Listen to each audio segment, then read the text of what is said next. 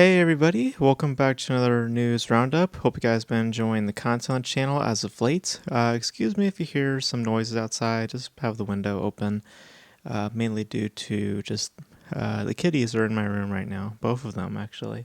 It's really sweet actually seeing them both just relaxing.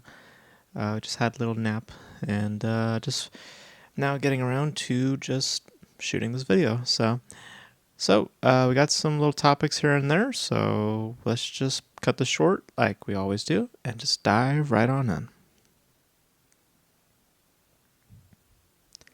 So of course, the summer season is now upon us, just now has begun with the release of Marvel Studios' latest film, that being Thunderbolts. We will be reviewing it. We will be seeing it, me and my brother, on Tuesday. So expect a review on Wednesday, because we're going to be doing kind of the cheaper day, because I don't want to be spending too much money. And well, that may in fact also have translated into its box office results, because we're coming off the weekend now, and we have an idea of sorts of how the film has performed, and not particularly great. So Marvel Studios' Thunderbolts has opened to a pretty soft global debut of $162.1 million. And just to get into specifics real quick, the production cost for Thunderbolts was around $180 million. Also, we do know that the marketing costs were indeed at least $100 million.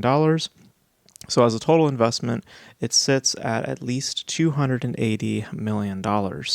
Now, this amount also matches exactly to the investment of Captain America Brave New World, which didn't do as well recently. And in comparison, actually, to its opening, Captain America Brave New World actually opened to $192.4 million.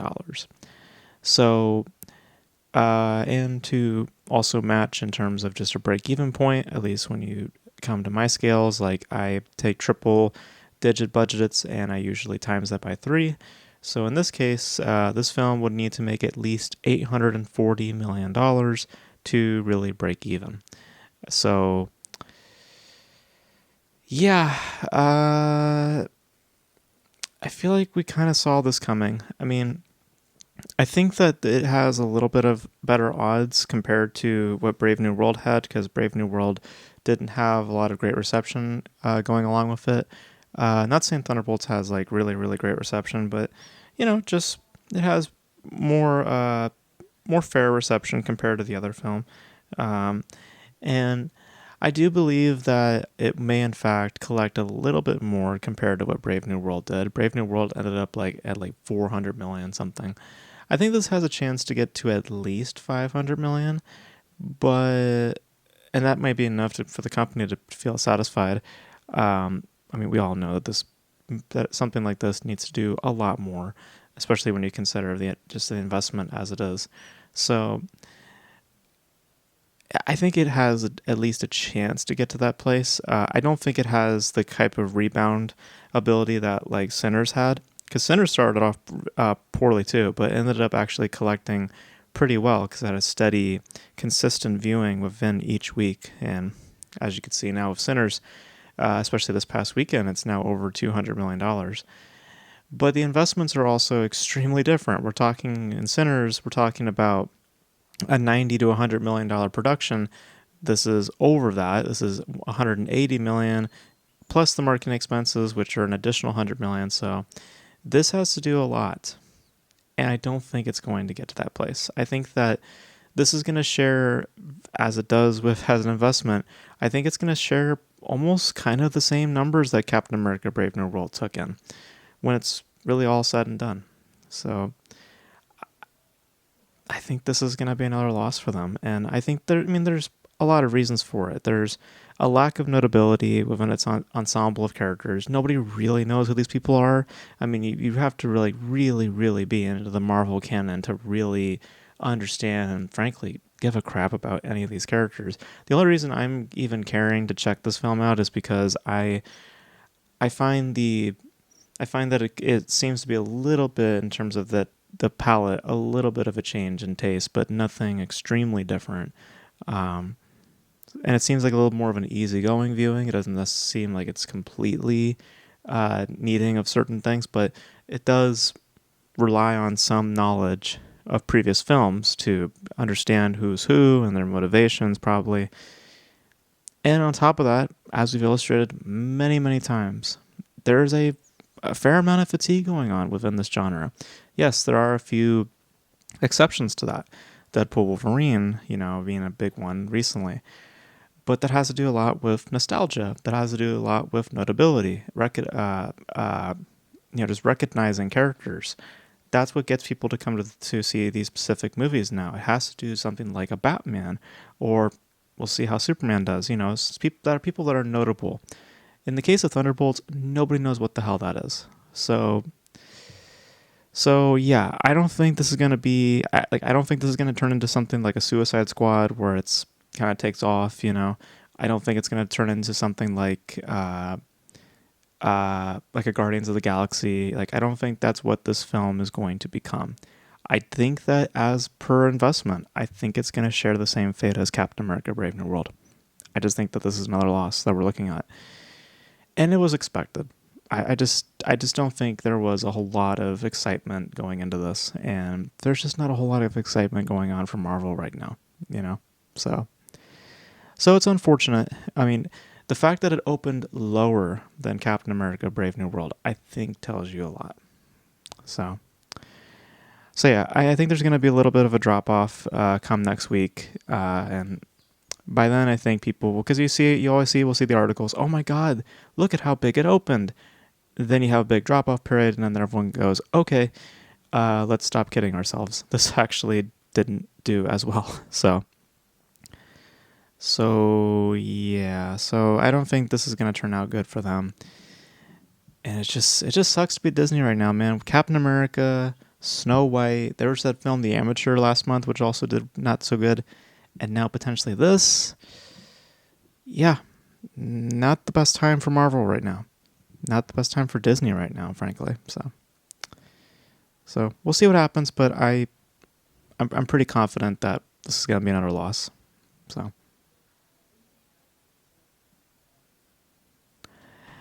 All right, speaking of Marvel, let's get into a little story regarding Ryan Reynolds. Now, we've talked about Ryan Reynolds a couple times before, about his ongoing legal battles with Justin Baldoni and his wife, dealing with a bunch of stuff of which she's guilty of, by the way.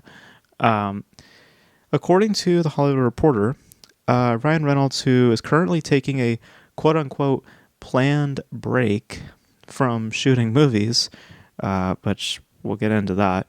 And he's, I guess, currently rewriting an upcoming comedy entitled Boy Band for Paramount Pictures, which might see Hugh Jackman also co-star. Apparently, he is exploring an idea of uniting the Deadpool character into the X-Men universe. So, of course, we had Deadpool and Wolverine, which we just mentioned. And now he's looking to actually expand that, now of a couple more characters. And his character, or not his character, but the character that he plays, Deadpool, he is planning to have that character act in a supporting role. Now, according to the same article, there is, in fact, an X-Men film being developed by Michael Leslie, who is known for writing Hunger Games. I guess he's currently pitching an X-Men film to Marvel Studios, and Ryan Reynolds' idea is in very early stages, and it's yet to be presented to Marvel Studios themselves. So yeah, the only reason that I bring this up, because I would have not brought this up, frankly, because there's nothing really to this story except that he has an idea. There's no script. It's just he has an idea. The only reason I'm bringing this up is because, given who is the person looking to conceive the idea, being Ryan Reynolds, I doubt that this is going to be something that kind of just comes and goes. And I think that in terms of what Marvel would want to do with the character, I believe it would be within servicing of the interest of the actor. they would want Ryan Reynolds to be a part of that process, and then I think ultimately they're going to listen to him more than anybody else. So look at Deadpool. Wolverine made $1 billion, so I think that's who they're probably going to look to. I think that's poor judgment, but that's just how it works, unfortunately within the industry.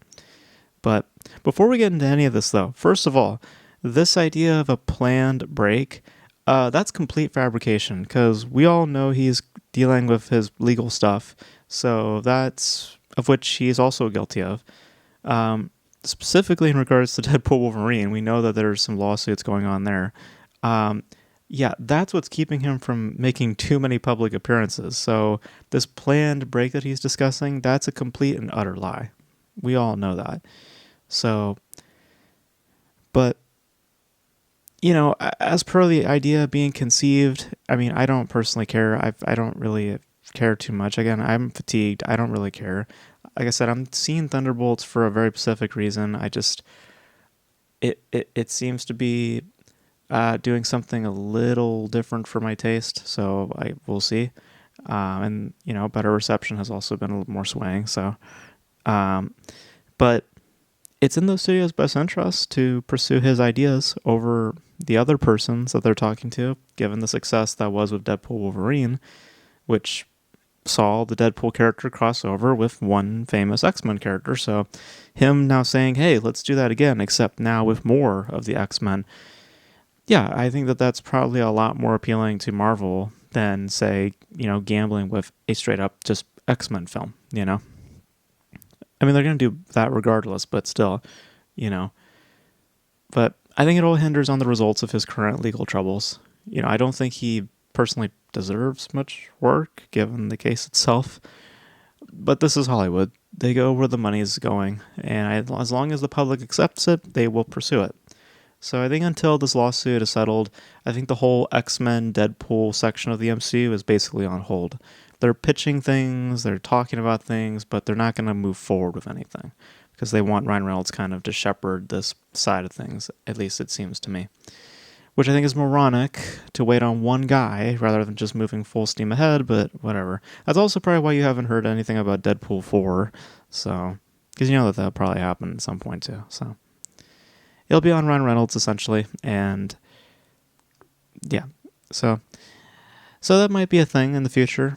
Probably will be the thing in the future, if I'm being honest, but yeah, we'll see if there's any progress made in the near future, but trust me, there's nothing planned about this current break that he's on right now. Literally nothing at all. It has everything to do with the lawsuits, and that's exactly the reason why also the character Deadpool is potentially put on hold right now. So yeah, we'll see what the future holds. It might, in fact, be this, to be honest with you. So, all right, going from one comic book news to the next, it's just comic book day, really. Just a bunch of superhero stuff, really.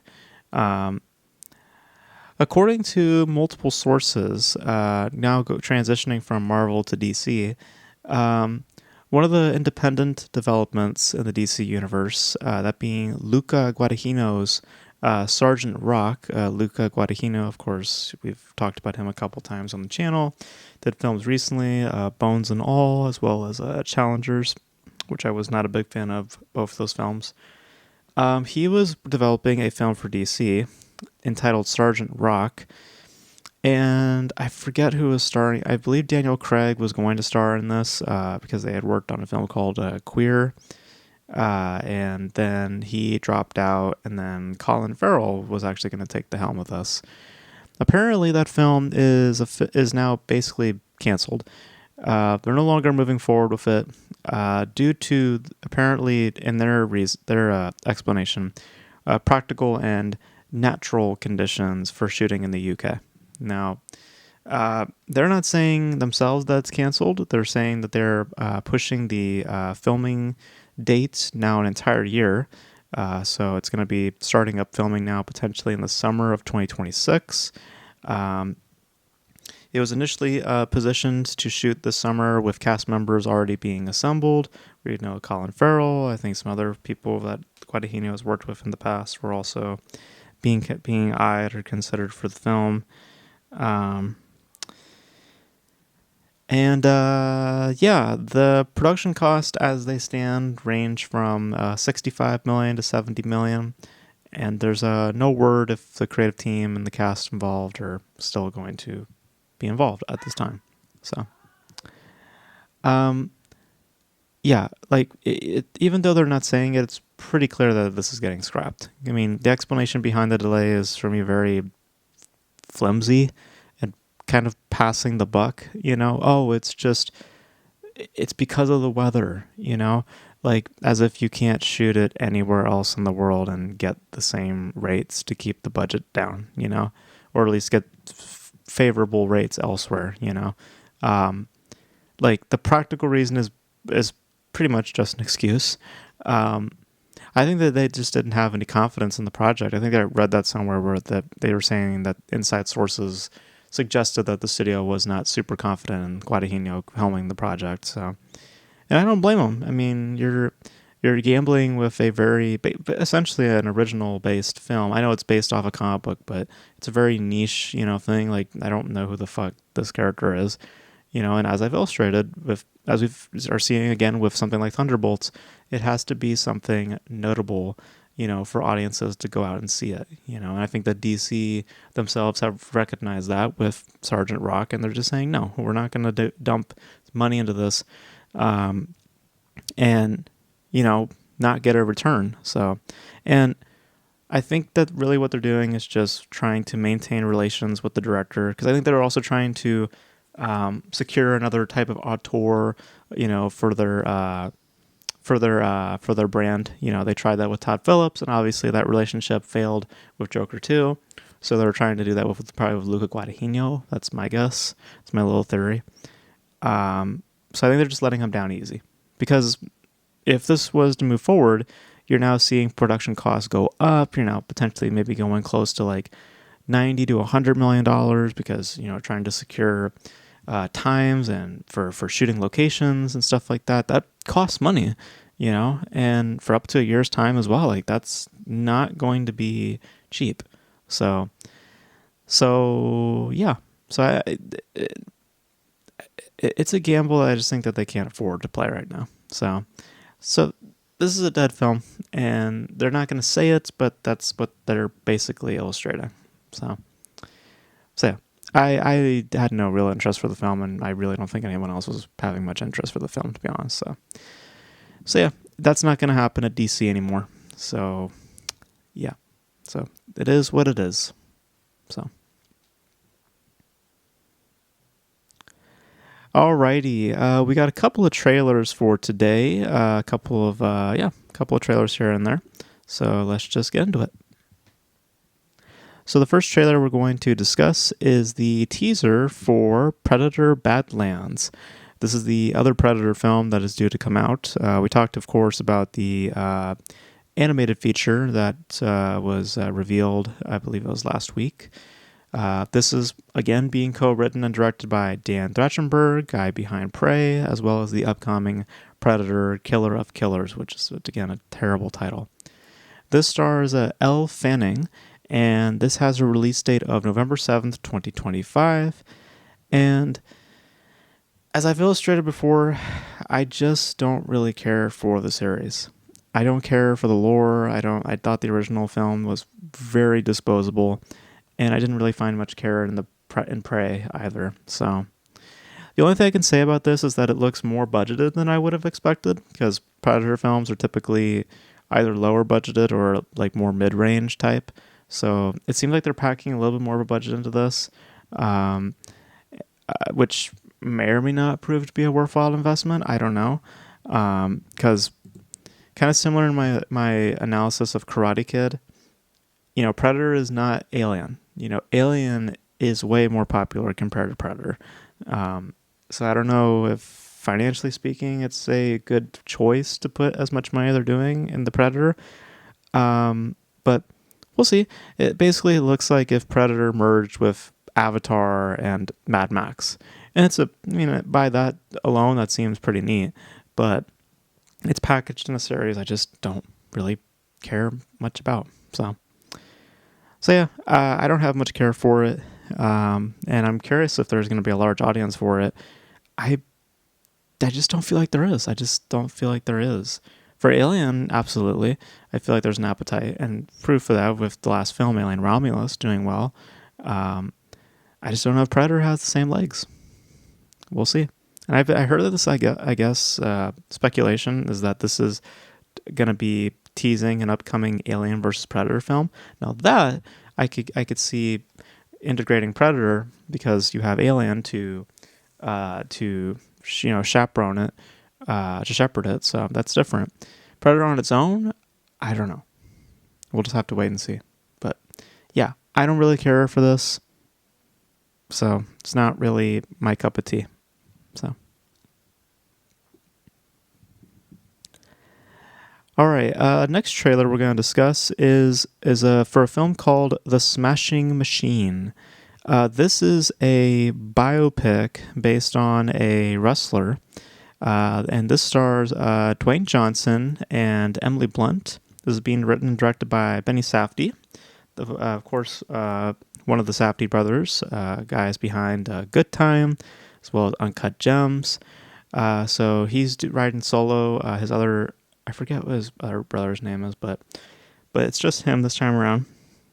And this is being released on October 4th of this year. And outside of the practical nature of his performance, which is to say that the makeup is, in some ways providing a distinct look. Some points it looks a bit, it looks a bit, like you could see it kind of like almost melting. It doesn't seem like it's completely firm on Dwayne Johnson. It seems like a lot of times it's kind of droopy, not necessarily to where it feels a lot more oriented and detailed.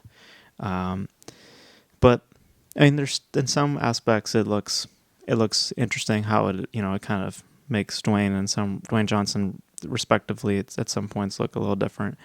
But other than that, I just think this narrative is so cliched. Like, this idea about, shelteredness and, just needing to open yourself up, not having to keep everything locked in, and also determination, what makes a champion, these, the Rocky story, essentially, or at least something to that effect. I don't know, by the design of its story, it's just not really empowering itself to anything more than the sum of its parts. It's just a pretty stale looking film. The Rock has never been a good actor, at least to me, and I'm not convinced that this will really land in much respects. I mean, I could see that there's some level of commitment, mainly in his voice. I was kind of surprised that he would commit in that fashion, but I doubt that it'll make much of a difference. But I will call it right now because I think it's going to be so obvious when this comes out. People will call this a standout of his career because it's literally one of the few times that he branches out of his action streak, and it's quote unquote different, But being different is only worthwhile when it appears to have potential, and I don't see much promise outside of its aesthetic, to be honest with you. I don't think the film looks terrible, but I just don't really think there's much to the film. And I absolutely guarantee you that he will be billed or nominated for an Oscar for this. I guarantee you, because of how many people he knows in the industry, basically that of the jury pool, I guarantee you that he is going to be pitched or billed for an Oscar for this. Guarantee it. They're putting it in October, so they're definitely thinking that it might be an awards contender.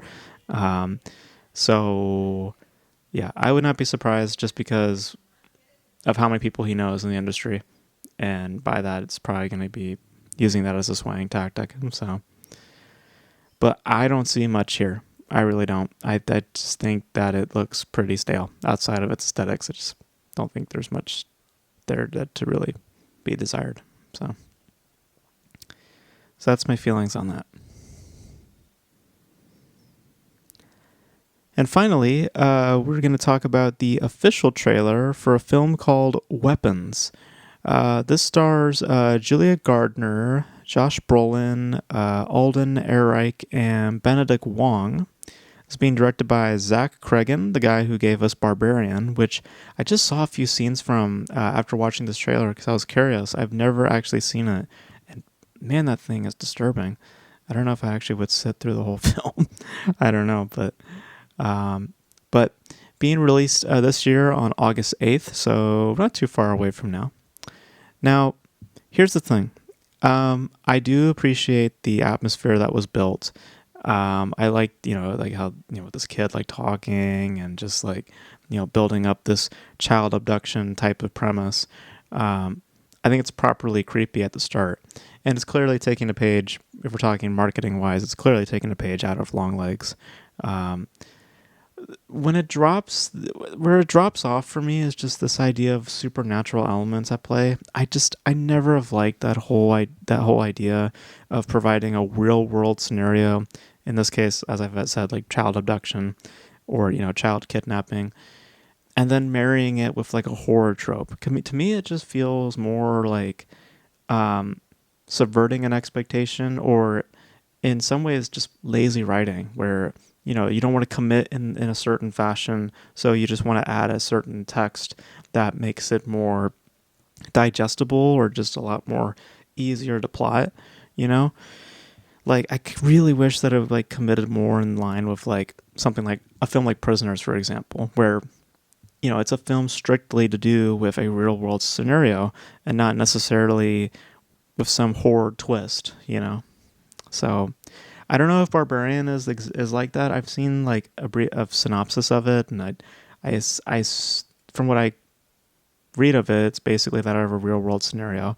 And I wish that this followed suit, because it kind of acts more like a Stephen King type of mystery. And there's nothing wrong with a Stephen King mystery, but I just don't think that this needed to be that way.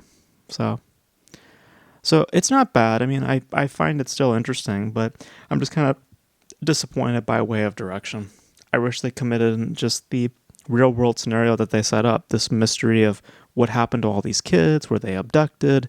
Was there something going on at the school, potentially with a teacher?